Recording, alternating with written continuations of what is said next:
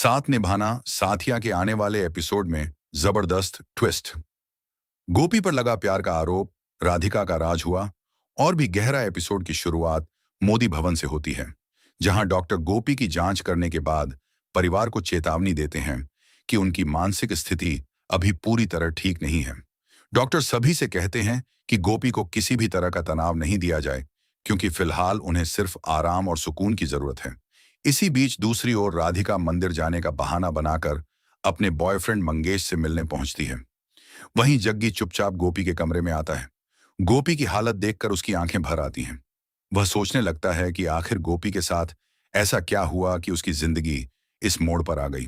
कुछ पल वहीं खड़े रहने के बाद वह बिना कुछ कहे वापस चला जाता है। थोड़ी देर बाद राधिका घर लौटती है और पूरे परिवार को प्रसाद व मिठाई बांटने लगती है।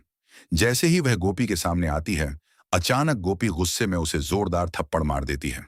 इस घटना से पूरा मोदी परिवार स्तब्ध रह जाता है। कोकिला तुरंत गोपी से पूछती है कि आखिर उसने ऐसा क्यों किया।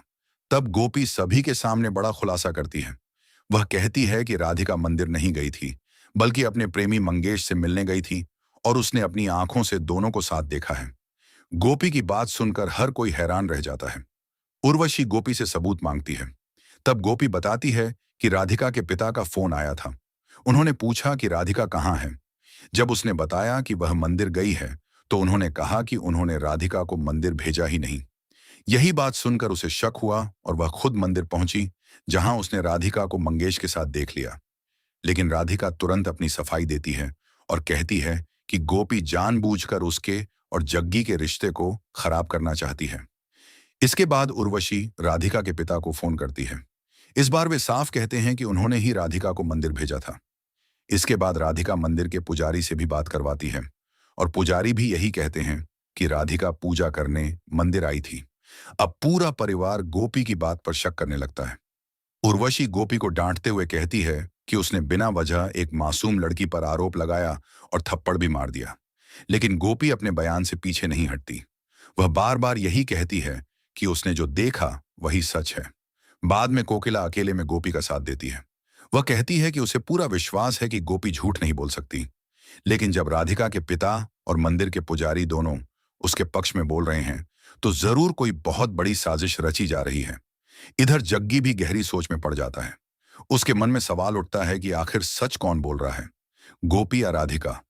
उधर अपने कमरे में अकेली राधिका मुस्कुराते हुए कहती है कि कोई भी उसका असली चेहरा नहीं पहचान पाएगा और वह जिस मकसद से इस घर में आई है उसे हर हाल में पूरा करके रहेगी।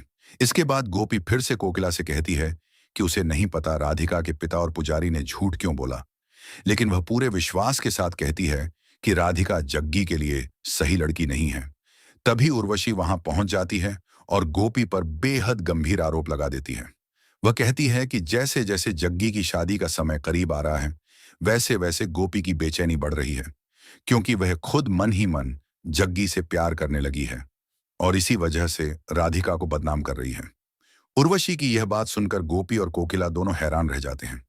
कोकिला उर्वशी को समझाने की कोशिश करती है कि गोपी ने हमेशा जग्गी की भलाई चाही है और उसी ने इस रिश्ते के लिए जग्गी को राजी किया था।